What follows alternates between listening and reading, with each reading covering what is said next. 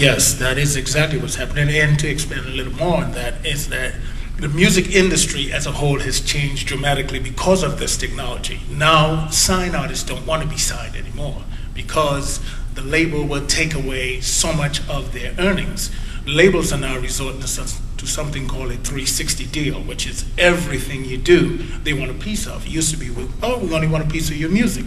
No, now we want a piece of your performance. We now want a piece of your merchandising. So what an unsigned artist is doing now is saying, well, we don't even have to sign with you anymore. What we can do is we can promote our stuff, and as a matter of fact, because record sales are so far down, this is the way that all artists is really making money. Now, is it building community? Is someone sitting in North Haven or Milwaukee, will they find out about a group they wouldn't have heard about before? Will they meet other fans of similar music? Will they show up at Toads in a way that wouldn't have happened before? Absolutely. This is something, what is happening with that is you have the regular social networks like a Facebook, and you have all these friends all over the globe. And you say, hey, you know, I just put out this new track. And which, by the way, albums are a thing of the past. It's all individual tracks now, so you can do downloads. Even songs, right? We're up to ringtones. Right, ringtones. Ringtones. You make, believe it or not, artists make more ringtones than they do a whole song. And a ringtone is just a portion of a song. It's no more than the chorus. And when you look at it, a ringtone costs anywhere from $1.99 to $2.99. A ringtone, and that demographic that you talk about ringtones, unbelievable. Hey, Jeff Blasius, can you tell us a story? Since you've been at SeeClick, I'm gonna have to not use the mic. Since you've been at SeeClickFix, Jeff, can you think of a moment when you said, aha, you're sitting at your computer, you see a real life person talking to another real life person, talking to someone in government. Did you have an aha moment when you said, this is what the future looks like and it doesn't stink? Well, on our website, I'm not sure how many people know about how it works, but it allows for people to report these non-emergency issues around their city.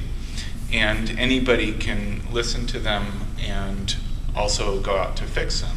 So oftentimes you want the city to do the fixing, but sometimes maybe a utility company would fix the problem, or sometimes a community group or just a neighbor. So the way it works, one aha moment for me that I was thinking about was just a few weeks ago. I was filling up my gas tank on Whaley Avenue, and I saw that there was a lot of overgrown bushes and a lot of trash had blown into those bushes. And so I got out my cell phone. With SeeClickFix, there's a little application for BlackBerry and iPhone mobile phones, and I took a picture of it and I reported it.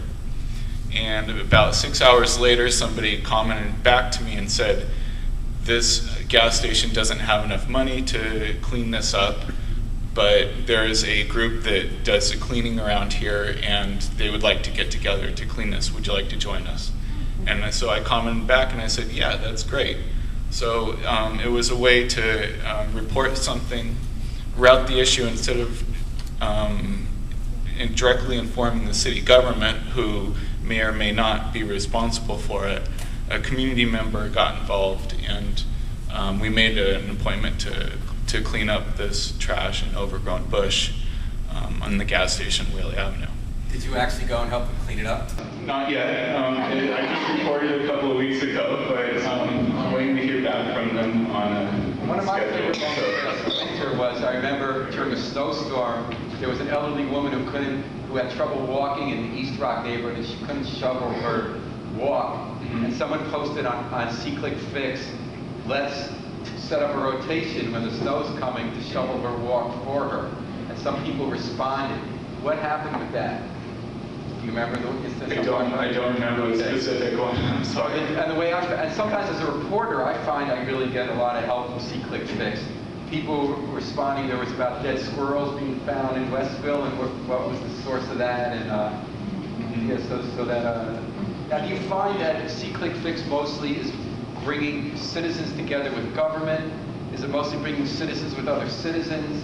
Is it bringing citizen concerns to the established media to have other people find out about it? How's it working mostly in building community? I think that the two interactions that are most interesting for us is one, citizens communicating with the government and being involved, and also the fixing part is really important.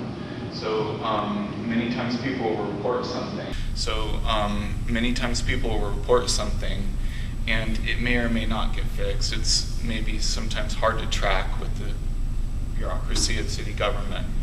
And when things actually get fixed on our site, the person who reported it gets a notice that it was fixed.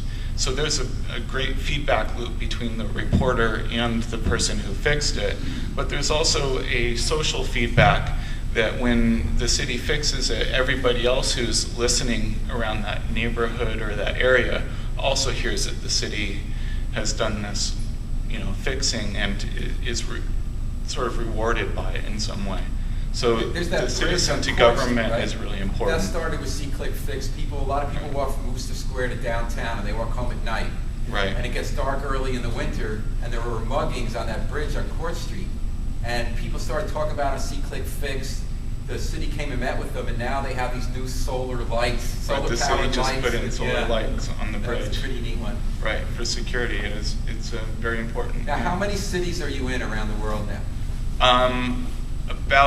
We work in about 90,000 cities. 90,000? 90,000 around the world, yeah. And so anybody can go and report to those cities. Out of this little office on Chapel Street by State? That's right. It's all those upstairs offices that no one ever sees, like Joe's above Subway. You guys are above those shops on Chapel and State. Yeah, we're at State and Chapel, and we do translation. We work internationally, anywhere in the world. So what are you actually doing in New Haven to monitor that? What's your role? So we work primarily as moderators for the community to make sure that things are everybody's behaving properly and things are getting fixed and the messages are being routed properly.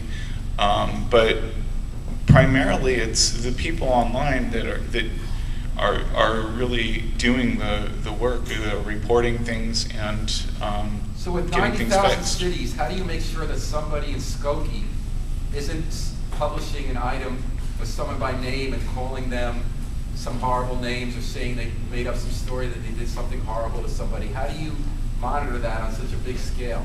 Right. So we have people that moderate the system to make sure that things are legit and in a way that we can't obviously go to Skokie, but we can